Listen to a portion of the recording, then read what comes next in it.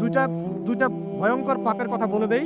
এই দুইটা পাপে যারা আসক্ত হয়ে আছে তারা তওবা করে ফিরে আসলে পরেও সারা জীবন তাদেরকে এটা সাফার করতে হবে। কথা বুঝতে পারছেন না? তওবা করে ফিরে এসেছেন মনে করে, তারপরেও আপনাকে সারা জীবন এই পাপের ফলটা ভোগ করতে হবে। এক, মাদকদ্রব্য। দীর্ঘদিন সেবন করেছেন, তওবা করেছেন, ফিরে এসেছেন, আল্লাহ হয়তো মাফ করে দিয়েছেন, আল্লাহ পাক মাফ করে দিয়েছেন, বাট আপনি আপনার দেহের যে ক্ষতিটা করে ফেলেছেন এটা পোষাতে পারবেন না। এক নাম্বার। দুই, তখন আপনি যদি বিয়ে করেন আপনি স্ত্রীকে সন্তুষ্ট করতে পারবেন না। হ্যাঁ।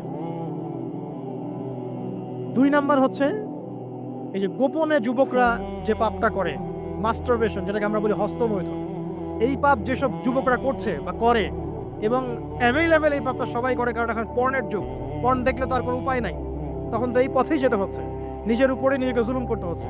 যারা হস্তমৈথুন অভ্যস্ত হয়ে গেছে এরা যদি তওবা করে ফিরেও আসে, শরীরের যে ক্ষতিটা হয়েছে এটা পূরণ হবে না। এখানে আপনার দেহের ক্ষতি, আপনার মস্তিষ্কের ক্ষতি, আপনার পরিবারের ক্ষতি, এমন আপনি যদি পরবর্তীতে গিয়ে পরিবার গঠন করতে চান আপনি সুখী পরিবারও গঠন করতে পারবেন না, কারণ ভিতর থেকে আপনি নিজেকে শেষ করে ফেলেছেন। গোপন পাপে লিপ্ত হবেন না, আপনি যৌবনকে ধরে রাখেন, ইনশাল্লাহ দেখবেন আপনি সারা জীবন এনজয় করতে পারবেন ইনশাল্লাহ।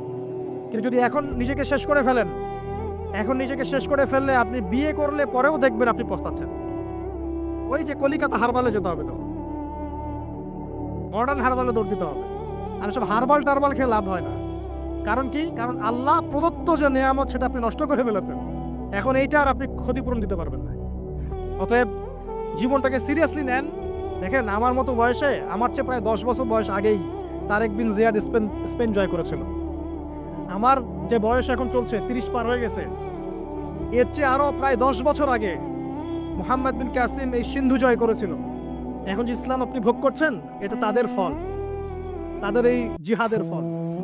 তো এখন আমাদের এই যে 20 বছর 30 বছরের যুব সমাজের দিকে তাকায় দেখেন, একবার তাকায় দেখেন, চেহারাগুলো একটু দেখেন, চেহারা দেখেন, এক একটা চেহারা দেখেন, চেহারায় নূর নাই, নষ্ট হয়ে গেছে, নামাজ নাই, চোখগুলো বসে যাচ্ছে, কারণ সারা রাত জেগে থাকছে।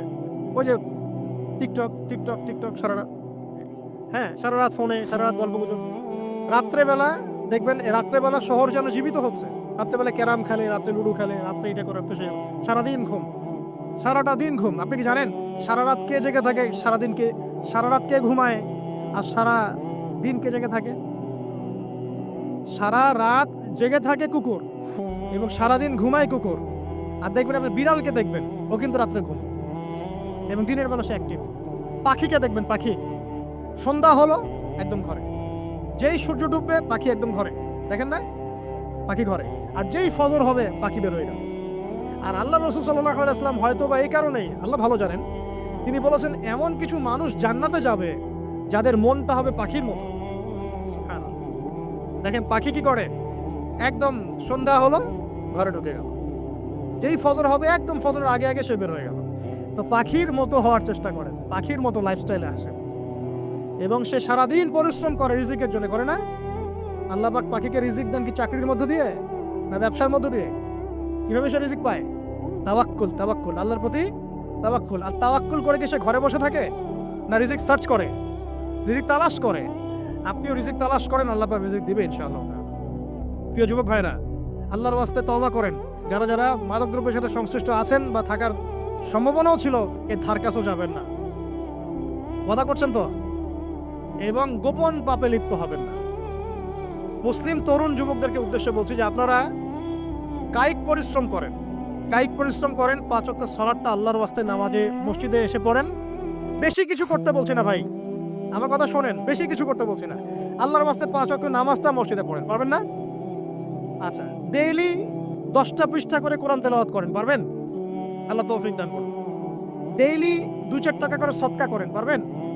আচ্ছা, প্রত্যেক দিন কিছু দাওয়াতি কাজ করেন, আমর বিল মারুফ, সৎ কাজের আদেশ করবেন, নাহি আনিল মুনকার, অসৎ কাজে নিষেধ করবেন, পারা যাবে ইনশাআল্লাহ।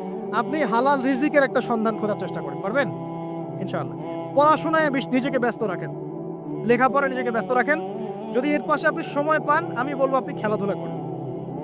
যদি সময় কিছু বের করতে পারেন, কায়িক কিছু পরিশ্রম করেন, প্রয়োজনে কিছু কসরত করেন, জিম করেন, খেলাধুলা করেন। তারপরেও পর্নে যায় না, তারপরেও গার্লফ্রেন্ডের পিছনে সময় নষ্ট করেন না, তারপরেও যে টিকটক, ফেসবুক, ইউটিউব নিয়ে পড়ে থাকেন, ওগুলোর চেয়ে খেলাধুলা করা অনেক ভালো আছে।